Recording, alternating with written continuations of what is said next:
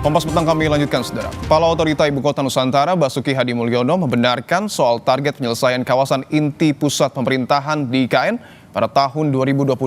Menyusul informasi rencana Presiden Prabowo Subianto berkantor di IKN pada 17 Agustus 2028. Basuki bilang pembangunan infrastruktur untuk lembaga eksekutif di IKN ditargetkan rampung pada bulan ini. Namun ia masih perlu berkoordinasi dengan pemerintah dan berbagai pemangku kepentingan soal adanya tambahan kementerian pemerintahan Presiden Prabowo. Sementara untuk pembangunan ekosistem serta infrastruktur legislatif dan yudikatif akan dimulai pada tahun 2025 dan diproyeksikan rampung pada tahun 2027. Basuki juga bicara kemungkinan aparatur sipil negara akan pindah ke IKN mulai April 2025 atau setelah Idul Fitri.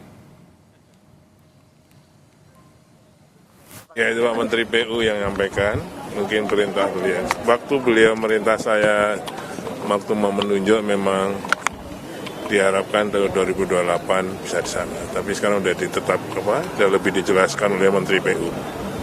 Jadi waktu perintah ke saya memang harus menyelesaikan ekosistemnya yudikatif, legislatif, dan yang sekarang baru eksekutif. Jadi mulai tahun ini kita siapkan ekosistem untuk kantor dan hunian yudikatif dan legislatif. Yudikatif kan MA, MK, yudisial, legislatif, DPR, MPR, DPD. Menurut Menteri Pan-RB yang sekarang sedang kita siapkan, sedang kita hitung semua, itu mulai April. Karena sebenarnya Januari, tapi kan Maret Lebaran. Ada Lebaran, jadi mungkin dihitung itu. Sementara itu, saudara, Kepala Komunikasi Kepresidenan Hasan Nasbi angkat bicara soal rencana Presiden Prabowo Subianto berkantor di IKN per 17 Agustus 2028. Menurut Hasan, pemerintah akan mulai bekerja dari IKN setelah IKN mampu berfungsi sebagai ibu kota politik. Melalui pesan singkat kepada Kompas TV, Hasan bilang fungsi IKN sebagai ibu kota politik dapat berjalan setelah berdirinya kantor pemerintahan, parlemen, dan lembaga yudikatif. Dengan pembangunan yang terus dilakukan, IKN ditargetkan bisa menjadi ibu kota politik pada 2028 atau paling lambat 2029.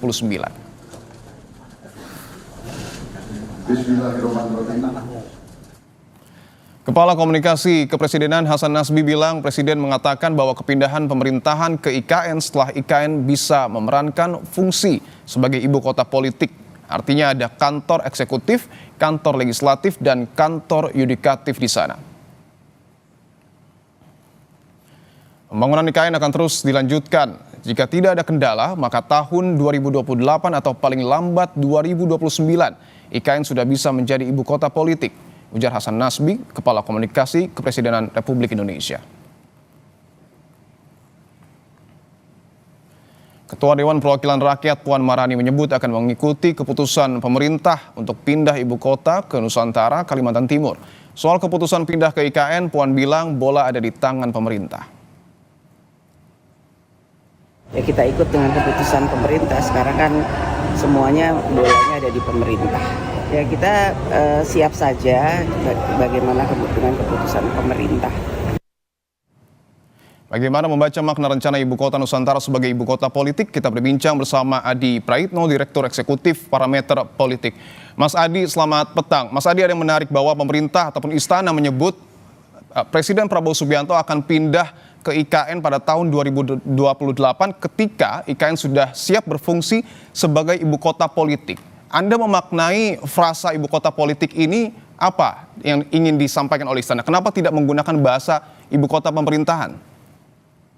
Saya kira ada dua hal. Pertama, memang kalau secara harfiah seperti yang disampaikan oleh juru bicara istana, yang disebut dengan ibu kota politik itu mengacu pada lembaga-lembaga kekuasaan politik hari ini, yaitu eksekutif, kemudian legislatif dan yudikatif. Jadi rampungnya tiga lembaga eksekutif, legislatif dan yudikatif ini menjadi momentum di mana IKN ibu kota negara kita yang baru itu disebut dengan ibu kota negara politik ya. Tapi publik melihat momentum bagaimana di 2008 atau di 2029 itu adalah momentum politik yang saya kira akan menghadapi pemilu secara serentak, secara nasional yang kemudian kita bisa cek misalnya di mana pemilihan pilpres dan pileg itu dilaksanakan secara serentak. Oleh karena itu, ketika misalnya lembaga-lembaga eksekutif, yudikatif, dan legislatif pindah di IKN, itu artinya itu akan menyemarakkan bagaimana presiden terpilih, kemudian legislatif terpilih, termasuk yudikatif sebagai aparatur kekuasaan pemerintahan, itu juga siap untuk menjadi bagian dari kekuasaan di pemerintahan yang baru. Saya menduga justru yang menjadi perdebatan itu adalah soal diksi ibu kota politik. Bagi saya ini adalah momentum karena ke depan memang ibu kota di IKN itu akan menjadi epicentrum peradaban, menjadi epicentrum ekonomi, dan menjadi epicentrum politik. Karena kalau eksekutif dan legislatif semuanya ada di IKN, maka IKN ini akan menjadi daya tarik yang saya kira akan menghidupkan kembali denyut nadi kehidupan yang kemudian akan dimulai dari IKN. Oleh karena itu sebenarnya kalau mau jujur, ibu kota politik itu adalah satu pilihan politik yang sepertinya disengaja disebut oleh istana untuk memancing bagaimana perhatian publik ke depan bahwa Jakarta bukan lagi sebagai satu epicentrum yang kemudian selalu menjadi lokomotif dan menjadi magnet dalam kehidupan politik ataupun ekonomi. Ke depan, karena kehidupan politik itu ada di ibu kota IKN yang baru, saya kira hal-hal yang terkait dengan sosial, kebudayaan, termasuk dengan epicentrum hukum, semuanya akan pindah dari IKN. Jadi di situ sebenarnya konteksnya, Mas, soal ibu kota politik yang kemudian dihembuskan beberapa hari ini. Baik, target Presiden Prabowo berkantor di IKN ini kan pada tahun 2028. Bagaimana mengukur keseriusan pemerintah menuntaskan pembangunan IKN? Apalagi kalau kita tahu juga setelah dilantik sebagai presiden, nampaknya Presiden Prabowo belum juga berkunjung ke IKN, Mas Adi. Saya kira itu soal target. Kalau saya membaca itu adalah target optimis di mana pemerintah akan pindah ke ibu kota negara paling cepat 2028 atau paling lambat 2029. Karena memang pada saat yang bersamaan ada program-program strategis yang lain yang sepertinya ingin ditarget oleh pemerintah, terutama memberikan makan gizi gratis ya kepada anak-anak bangsa kita sehingga menjadi anak-anak yang cerdas dan kemudian terhindar dari stunting. Oleh karena itu kalau saya membaca ini sangat tergantung bagaimana postur anggaran yang cukup tersedia. Kalau memang anggaran kita pemerintah itu cukup tersedia available, saya kira antara pembangunan IKN sebagai ibu kota politik dan pada saat bersamaan untuk membangun bagaimana makan gizi gratis itu bisa dijalankan seiring bersama. Tapi saya menduga kalau memang anggaran kita untuk membangun IKN itu agak sedikit terbatas, tentu laju pembangunan yang ditarget di 2028 atau di 2029 itu bisa meleset. Karena ini segala sesuatu pembangunan infrastruktur tentu membutuhkan dana dan logistik yang tidak sedikit. Karenanya kalau kita melihat komitmen dengan kesetiaan anggaran ini harus sinkron. Suatu sisi sangat terlihat sekali bagaimana pembangunan IKN ini dikebut, kemudian digaspol, supaya sebelum masa berakhir Prabowo Subianto jadi presiden, IKN ini menjadi ibu kota baru dan kemudian menjadi ibu kota politik. Tapi satu hal, Mas, kalau infrastruktur penunjang seperti anggaran itu tidak tersedia, maka komitmen untuk mempercepat itu pastinya akan terhambat.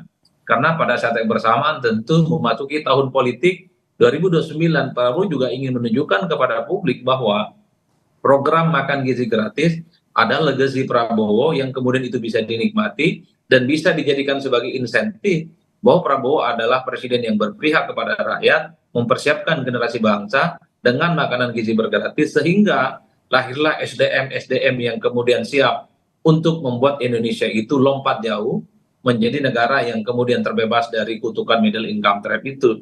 Jadi tarikan antara dua program strategis ini yang kemudian akan menentukan apakah komitmen percepatan IKN itu sesuai dengan target atau justru sebaliknya tersendat hanya karena faktor persoalan pendanaan. Jadi di situ tantangan. Baik,